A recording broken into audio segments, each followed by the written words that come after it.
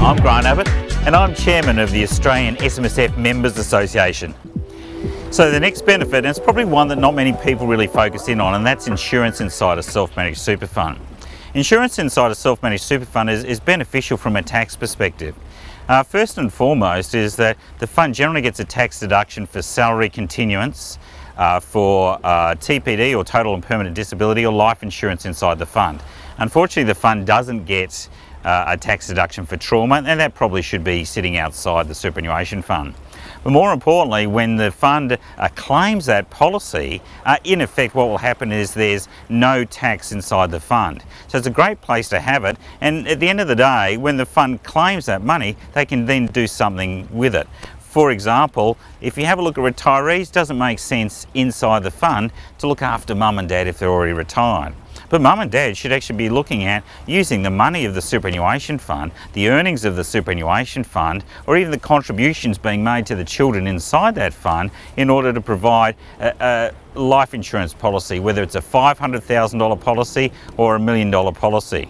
You see, if something happens to them like a permanent disability or if a life-threatening illness, what will happen is that money can come out of that policy and then be used to fund, for example, the child under the disability, pay an income stream for them. Now, let's face it, if something like that happens and you haven't got insurances in place, it means that the financial future of mum and dad is certainly going to be limited if they want to look after the child. The reverse is also useful if if the child dies. Obviously there's going to be a payout there. If mum and dad are dependents, and there's been a number of cases on this, Malik's case and Fall's case, both where the parents were seen to be dependents, in that instance what we can have is the money can go back to mum and dad, and essentially most of the time it will come out principally at a fairly concessional tax rate.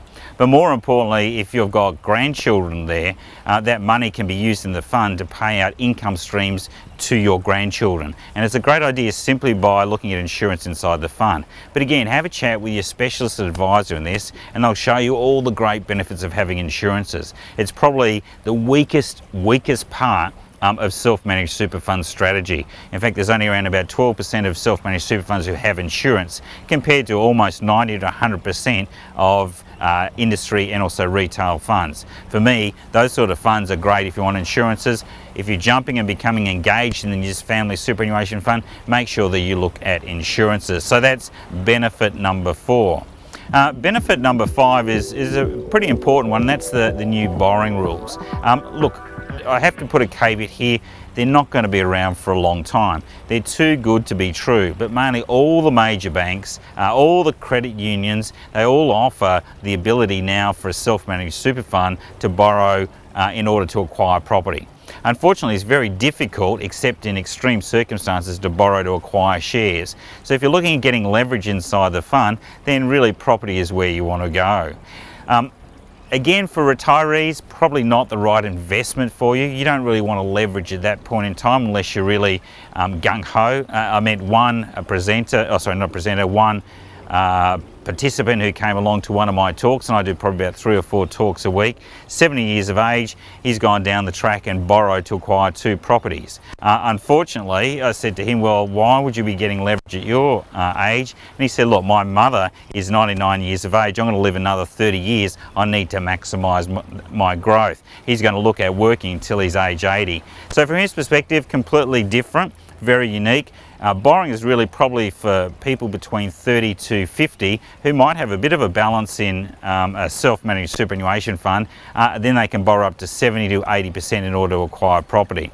There's a number of rules around this, and certainly if you want to go and have a look, if you are going to YouTube, you might want to just type in Grant Abbott or SMSF Strategies, which is the firm that I work for, and have a look at all the videos that we've got there on borrowing. We've got a whole lot of videos on a lot of the issues we're talking about today.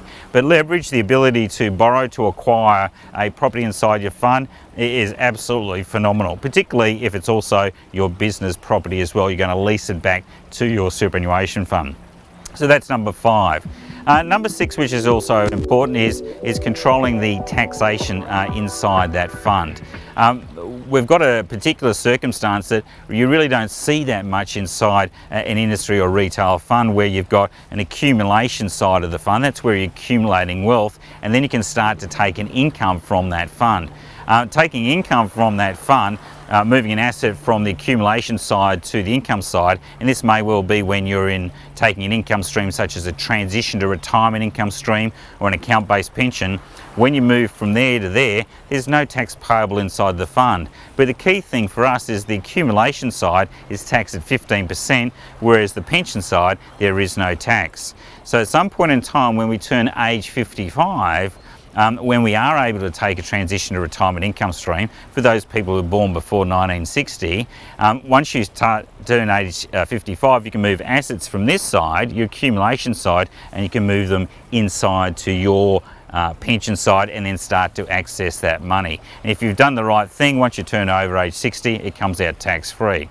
So let me just give you a little bit of a strategy around this, show you what you can do. Effectively, what we can have is a position whereby we make those contributions each year. As I said before, under the current rules, you can make $25,000 salary sacrifice or personal deductible contributions if no one else is making contributions on your behalf. So that goes inside the fund. If you've got a spouse, that goes inside the fund. You've got $50,000 to play with. That then enables you to effectively go out and leverage as much as possible. You can get up to 80%. If you've got the wherewithal yourself, if you can actually self-lend to the fund, you can self-lend to the fund at discount interest rates. You can go up higher than 80%. You can go up to 100 or even 105, 106% to cover stamp duties. But effectively what we do is we set up a structure, and again, all the things that I'm talking about, you really need to get a really good professional advisor to help you. But we effectively set up that structure, and then we're off and running.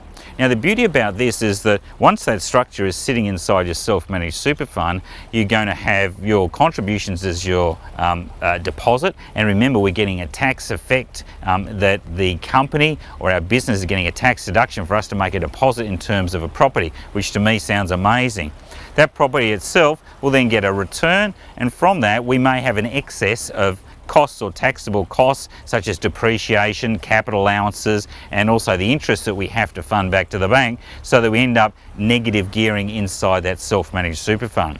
Now the beauty about the negative gearing inside the self-managed super fund is that each year when that $25,000 or husband and wife, the $50,000 is coming over, it's coming straight out of the employer, it's coming straight out of your business, and it's going straight into our self-managed superannuation fund. That means there's no tax outside the fund, particularly effective for high net worth taxpayers or people on high income. We move them over into the self-managed super fund. It is taxable inside that fund. And when I mean taxable, that $50,000 or the 25 apiece all becomes part of the fund's assessable income. Now if we've got gearing deductions or negative gearing of say $5,000, $6,000 or $10,000, it's going to reduce the $50,000 down to $40,000. If we've paid off some premiums for life insurance for members of the fund, again that's deduction, and the more we can shrink that $50,000 of taxable income down, the better off we are, because it means we don't pay 15% contributions tax, we're going to find a lot smaller amount. So it's a great way with property to go in there. For the smart people, go and have a look at the National Rental Affordability Scheme, where you can get $9,000 or $10,000 per year. Have a chat, it depends on what year we're looking at, what the indexation rate is, that you can get back as a tax refund inside the fund. That may get rid of your contributions tax liability altogether. But that's in the accumulation side. So what we want to do is when we do buy the property, when we're using our borrowing, what we want to do is hold it for a long time, to age 65, 70. Make sure you're getting a good rental yield there. By the age 65 to 70, you may well have to sell that property in order to cash out, in order to fund future ongoing income. Move to more a cash or fixed interest style of investment. At that point in time, what we want to do is sell the property. But where will the property be? Remember, we're getting tax deductions for this investment inside the fund. Those tax deductions are going to, if we're negative gearing and wipe out our contributions tax, we're going to end up on the pension side. And remember, the pension side, if we sell out of there, how much tax is payable? That's right, it's zero, and then if we pay that as an income stream to ourselves, if we're over age 60, effectively it's tax-free. It really marries from a tax perspective the best of all worlds. We get the ability of negative gearing with also the tax-free status like our principal place of residence.